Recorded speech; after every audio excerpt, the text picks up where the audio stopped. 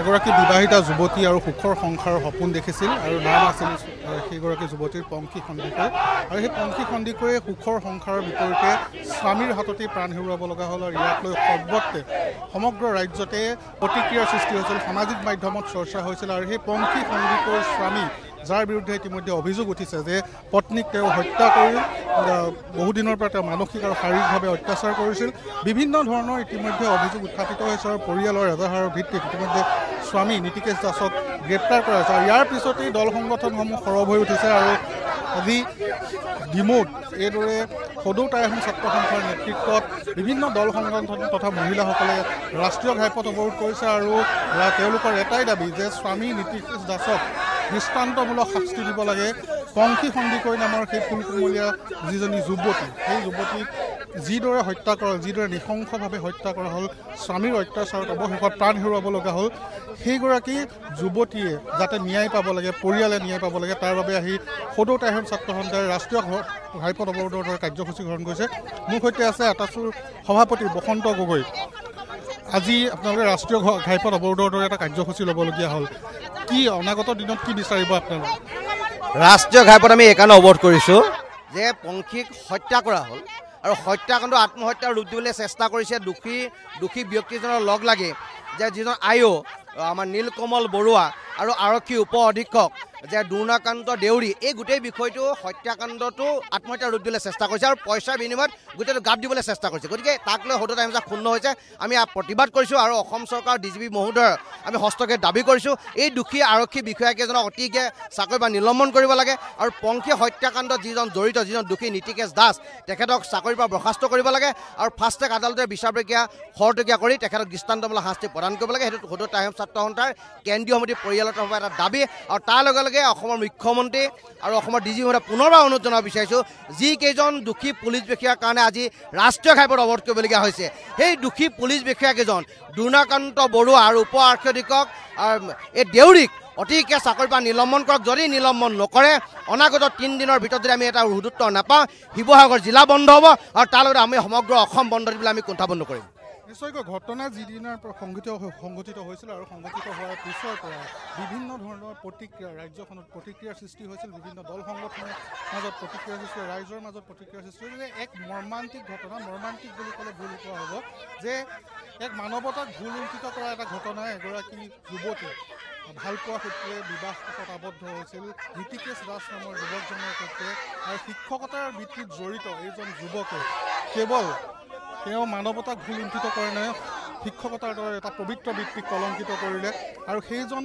স্বামীক অৰ্থাৎ সেইজন নিৰপিশাচক ইতিমধ্যে যাতে সুৰক্ষা দিব পাৰে যাতে তেওঁক অভিযোগৰ পৰা মুক্ত কৰিব পাৰে তাৰ বাবে প্ৰচেষ্টা চলাইছে একাংশ পুলিচ বিষয়া আৰু সেই পুলিচ বিষয়াসকলৰ বিৰুদ্ধে ইতিমধ্যে ক্ষুণ্ণ হৈ পৰিছে সদৌ টাই আহোম ছাত্ৰ সন্থা আৰু সদৌ টাই আহোম ছাত্ৰ সন্থাই এইদৰে আহি আজি ডিমৌৰ ৰাষ্ট্ৰীয় ঘাইপথ অৱৰোধ কৰিছে জাতিকৃষ্ণ ৰাষ্ট্ৰীয় ঘাইপথত এইদৰে সদৌ টাই আহোম ছাত্ৰ সন্থাৰ লগতে মহিলাসকল ওলাই আহিছে সকলোৰে হাতত এখন প্লে কাৰ্ড আৰু সকলোৱে এইটোৱে বিচাৰে যে নীতিকেশ দাস নামৰ যিগৰাকী নৰপিশাচ সেই নৰপিশাচগৰাকীক যাতে দৃষ্টান্তমূলক শাস্তি প্ৰদান কৰা হয় আৰু যাতে তেওঁ কোনো পধ্যেই আইনৰ আওতাৰ পৰা ওলাই নাযায় তাৰ বাবে প্ৰতিবাদ সাব্যস্ত অন্যহাতেদি সদৌ টাই আহোম ছাত্ৰ সন্থাই এটা অভিযোগ উত্থাপন কৰিছে যে যিগৰাকী তদন্তকাৰী বিষয়া অন্যহাতেদি যিগৰাকী উপ আৰক্ষী অধীক্ষক তেওঁৰ বিৰুদ্ধে অভিযোগ আনিছে যে ধনৰ বিনিময়ত প্ৰকৃততে যিগৰাকী হত্যাকাৰী স্বামী নীতিকেশ দাসক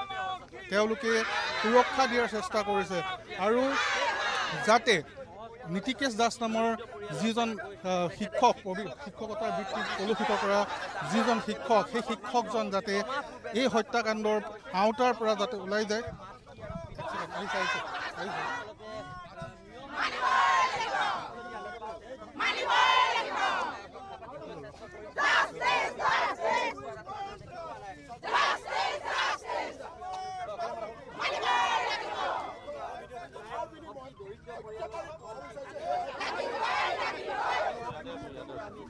হেল্ল'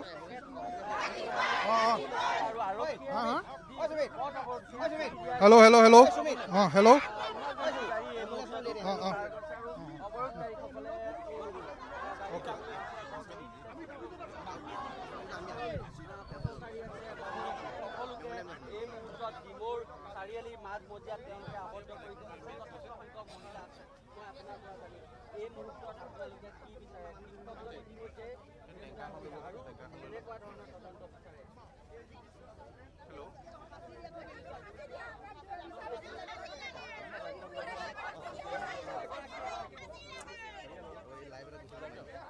হয় চাওক পাপৰি নিশ্চয়কৈ যিটো ঘটনা সংঘটিত হ'ল এয়া হ'ল মানৱতাক ভুলুণ্ঠিত কৰাৰ ঘটনা, মানৱতাৰ স্খলন ঘটা এটা ঘটনা। আৰু যিজন স্বামী তেওঁ শিক্ষকতাৰ দৰে এটা পবিত্ৰ বৃত্তিত জড়িত আৰু যিগৰাকী যুৱতী সেই যুৱতীগৰাকীয়ে সুখৰ সংসাৰৰ সপোন দেখিছিল, কিন্তু স্বামীৰ হাততে প্ৰাণ হেৰুৱাব লগা হ'ল। ইয়াৰ পিছতে সমগ্ৰ ৰাজ্যতে প্ৰতিক্ৰিয়াৰ সৃষ্টি হৈছিল, দল সংগঠনৰ মাজত প্ৰতিক্ৰিয়াৰ সৃষ্টি হৈছিল, সামাজিক মাধ্যমত এই বিষয়লৈ চৰ্চা হৈছিল আৰু অৱশেষত সদৌ টাইহোম ছাত্ৰ সন্থাই ৰাষ্ট্ৰীয় ঘাইপথ অৱৰোধৰ দৰে কাৰ্যসূচী হাতত ল'বলৈ বাধ্য হ'ল।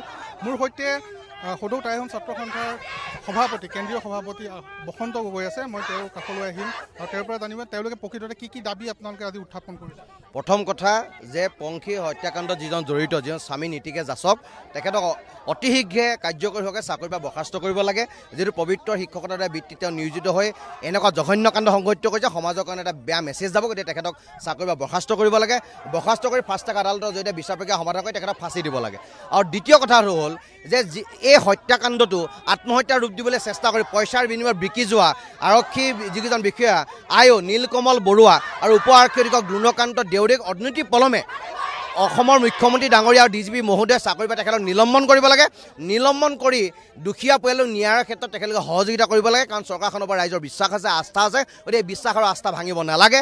আমি সদৌ টাইহোম ছাত্ৰৰ মজিয়া পাই স্পষ্ট কৰি দিব বিচাৰিছোঁ, অনাগত 3 দিনৰ ভিতৰত এই দোষী পুলিচ বিষয়া কেইজনৰ বিষয়ে যদি কোনো ধৰণৰ বিহিত ব্যৱস্থা গ্ৰহণ নকৰে আৰু দোষী যিজন একিউজ পাৰ্চন তেখেতক যদি চাকৰিৰ পৰা বৰ্খাস্ত নকৰে, তেতিয়াহ'লে সদৌ টাইহোম ছাত্ৰে শিৱসাগৰ জিলা বন্ধ দিব আৰু জিলা বন্ধ দিয়াৰ পাছত সমগ্ৰ অসম বন্ধ দিবলৈ প্ৰয়াস নকৰিব। ধন্যবাদ জনাইছোঁ।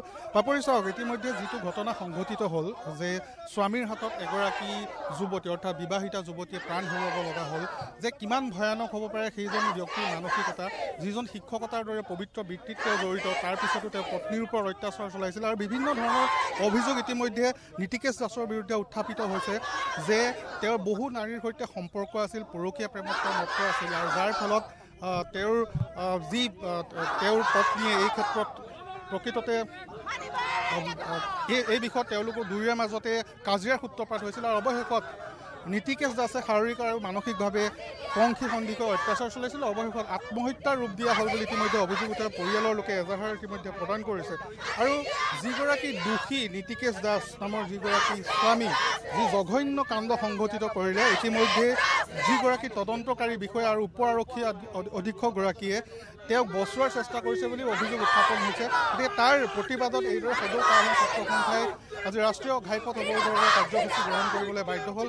আৰু ইতিমধ্যে দেখা গৈছে যে সদৌ টাইহোম ছাত্ৰ সন্থাৰ নেতৃত্ব বিভিন্ন দল সংগঠনৰ লগতে যথেষ্ট সংখ্যক মহিলা ওলাই আহিছে। তেওঁলোকৰ এটাই দাবী, নীতিকেশ দাসক পোনপ্ৰথমেই তেওঁৰ চাকৰিৰ পৰা বৰ্খাস্ত কৰিব লাগে, অন্যহাতে এক দৃষ্টান্তমূলক শাস্তি প্ৰদান কৰিব লাগে, যাতে নীতিকেশ দাসে নহয় ভৱিষ্যতলৈ কোনো যাতে ব্যক্তিয়ে এনেধৰণৰ জঘন্য কাণ্ড সংঘটিত কৰিব নোৱাৰে।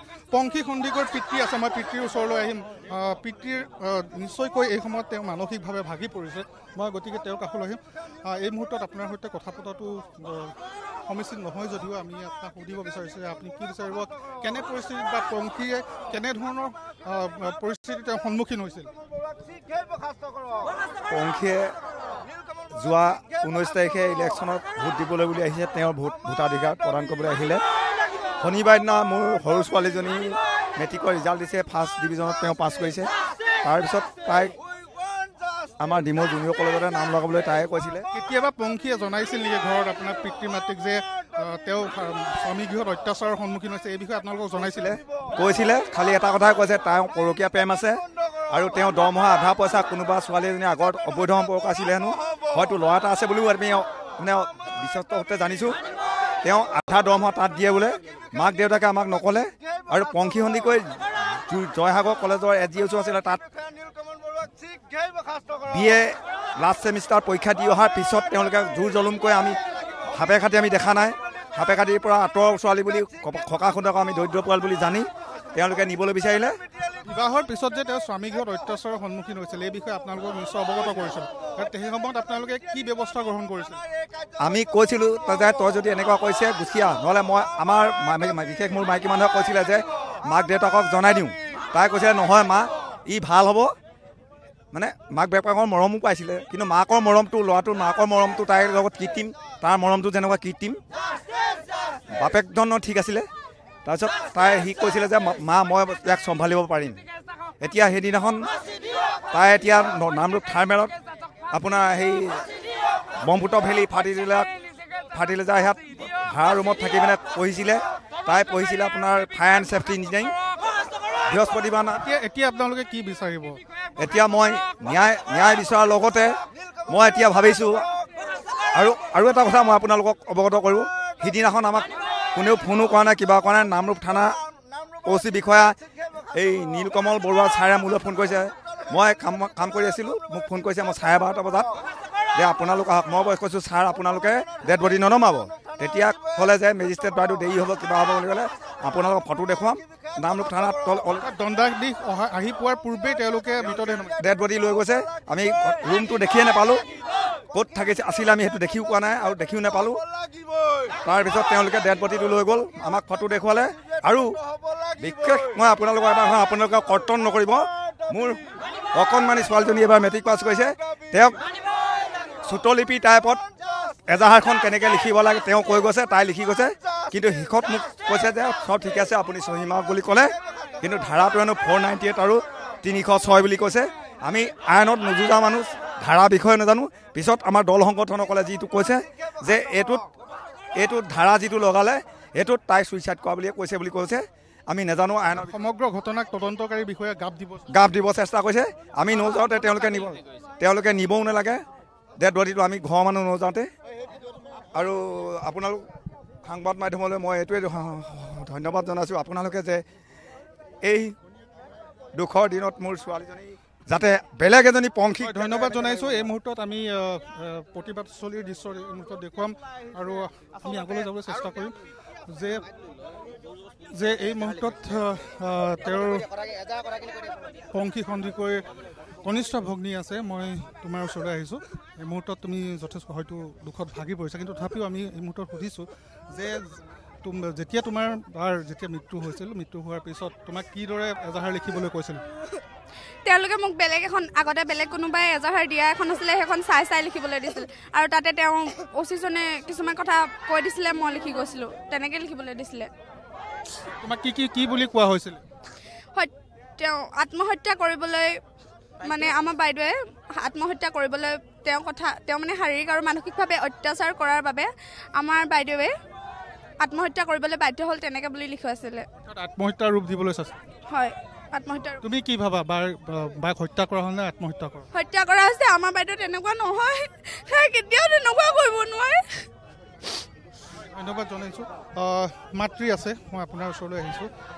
যে বিবাহৰ পিছৰ পৰাই আপোনাৰ কন্যা শাৰীৰিক আৰু মানসিক অত্যাচাৰৰ সন্মুখীন হৈছিল, এই বিষয়ে আপোনালোকক অৱগত কৰিছিল? অৱগত মই হৈছিলোঁ অলপ দিনৰ আগত। সিহঁতৰ কাজিয়া মাত্ৰ এটা কথাতে হৈছিল, তাৰ পৰকীয়া প্ৰেম আছে, বেলেগ ছোৱালীৰ লগত তাৰ সম্পৰ্ক আছে। মানে মেছেজ কৰে, ফোন কৰে, আৰু তাই কেনেবাকৈ শুনিলে মানে সুধিলে নকয়, আৰু তেতিয়া ডন হয়। আৰু পিছত তাই মেছেজবিলাক দেখিছিলে, কিন্তু কোন ছোৱালী কি কথা সেইটো মোক কোৱা নাছিলে, কিন্তু মেছেজ দেখিছে। আৰু তাই মোবাইলত সেই বেলেগ ছোৱালীলৈ লিখা মেছেজ মোৰ মোবাইলত ছেভ কৰি থৈছোঁ, মোক এইটো কথাও জনাইছিলে। কিন্তু তাই কৈছিলে এদিন ভাল হ'ব মা, মই কিবা এটা কৰিম, তেনেকৈ কৰিছিলে। কিন্তু মই এনেকৈ ইমান নিৰ্মমভাৱে, নিষ্ঠুৰভাৱে তাই ইমান বিশ্বাস কৰা মানুহ এটাই মাৰি পেলাব বুলি মই ভবা নাছিলোঁ, আৰু সম্পূৰ্ণ সি মাৰি পেলাইছে। মই যেতিয়া ছোৱালীজনী দেখিছোঁ, গোটেই মুখমণ্ডলত, গালত গোটেই কোলা পৰি আছে, এই চকু ওচৰলৈকে এইবোৰ কোলা, কপালত দাঁত এটা ভাগিছে, এইফালে তেজ ওলাই আছে, উঠটো এইখিনিত অকণমান ফটা। তেতিয়াহ'লে তাই আৰু এইটো মোৰ নিজৰ জন্ম দিয়া ছোৱালীজনীক মই জানো তাই কেতিয়াও তেনেকুৱা এটা মানসিকতা ছোৱালী নহয়। মই কালি মই সোমবাৰৰ দিনা তেহেঁতৰ তালৈ দেউতাকে মই যোৱা কথা আহিবা মা তেনেকৈ কৈছে আৰু 9:30লৈকে মই তাইৰ লগত ধুনীয়াকৈ কথা পাতিছোঁ আৰু সি সেইদিনা 9:30লৈকে আহিছে। 9:30 বজাত অহাৰ কাৰণে তাই 3বাৰ 4বাৰ তালৈ ফোন কৰিছে আপুনি অহা নাই ক'ত আছে, কিন্তু এতিয়া সেই ফোনটো ক'লৈ গ'ল? সি থানাত অকল মোৰ ছোৱালীজনী ফোনটো দেখাইছে, মই এইটোৱে লওঁ মোৰ মোবাইলটো বেয়া তাতে চিমটো সি ভৰাই থৈছে মোৰ ছোৱালীজনী ফোনত, তাৰ মোবাইলটো ক'লৈ গ'ল? মোৰ ছোৱালীজনীয়ে 3বাৰ 4বাৰ তালৈ গধূলিৰ পৰা ফোন কৰিছে, মই নিজে জানো। মোক কৈছে মা মই খবৰ কৰিছোঁ, এবাৰ আহি আছোঁ বুলি ক'লে, দ্বিতীয়বাৰ ফোন কৰিছে মই বোলে ক'ৰবাত সোমাইছোঁ বুলি কৈছে। নীতিকেশ দাসৰ মাতৃয়ে সংবাদ মাধ্যমৰ আগত ইতিমধ্যে ব্যক্ত কৰিছে যে এয়া প্ৰকৃততে আত্মহত্যাৰ ঘটনা হয় আৰু তেওঁৰ পুত্ৰ প্ৰকৃততে তেনেকুৱা মানসিকতাৰ নহয়। কিয় নহয় তেওঁৰ পুতেকৰ এতিয়া চৰিত্ৰ ঢাকিবলৈ গ'লে নহ'ব। তেওঁৰ পুতেকৰ চৰিত্ৰ তেনেকুৱা হয়। এতিয়া ওচৰৰ মানুহগৰাকীয়ে কৈছে নহয়, প্ৰথম চিনাকি হৈ গৈছে মোৰ ল'ৰা বৰ মদাহী, মই সেইকাৰণে ভাল হ'বলৈ বিয়া পাতি দিছোঁ। ওচৰৰ মানুহজনীয়ে মোক কৈ আহিছে, মই পৰহি নামৰূপৰ পৰা আহিছোঁ, মোৰ ল'ৰা বৰ মদাহী, মই সেইকাৰণে ভাল হ'বলৈ বিয়া পাতি দিছোঁ। তেতিয়াহ'লে তেওঁৰ পুতেকৰ চৰিত্ৰ ঢাকিবলৈ এতিয়া যিকোনো কথা ক'লে নহ'ব। এতিয়া কৈছে মোৰ ছোৱালীজনীয়ে শ্লিপিং টেবলেট খায়, কিয় মোক নক'লে? মোৰ ছোৱালীয়ে আজি ইমানখিনি পঢ়ি আকৌ এতিয়া পঢ়িয়ে আছিলে, এতিয়া তাই তাতে কিবা এটা সুবিধা হোৱাৰ কথা, তেতিয়াহ'লে তাই শ্লিপিং টেবলেট খোৱা মানুহজনীয়ে সেইবোৰ কৰিব নি? মই মাকে নাজানিলোহেঁতেন নি শ্লিপিং টেবলেট খাই বুলি? সেইবোৰ মিছা কথা। ইমান নিষ্ঠুৰকৈ মাৰিলে, তাই সদখত হ'বলৈ সিহঁতি জেগা দিবলৈও টান পাইছিলে, আকৌ সেয়াই যোৱা মৰা নাই। আকৌ এটা মাতৃয়ে নীতিকেশ দাসৰ মাতৃয়ে আৰু এটা কথা কৈছে যে আপোনাৰ কন্যাই তেওঁৰ স্বামীক প্ৰহাৰ কৰিছিল। মাঘৰ বিহুত তাই সি খুব মদ খাইছে আৰু মদ খাই তাইক ডিঙি চেপা দিছে আৰু ডিঙি চেপাৰ পৰা তাই বাচিবলৈ তাক এক চৰ মাৰি দিছে। আৰু তেতিয়া মাকে মোক কৈছিলে মই এনেকৈ আপোনালোকৰ ছোৱালীজনী এনেকৈ মাৰিছে। মই বোলো এটা কথা, কিয় মাৰিছে মই জানো আকৌ বুলি ক'লত মাক মনে মনে থাকিলে। ডিঙি চেপা দিছে, মাকক সুধিব হয় নহয়, ডিঙি চেপা দিছে, ডিঙি চেপা তাই বাচিবৰ কাৰণে তাক এক চৰ মাৰিছে।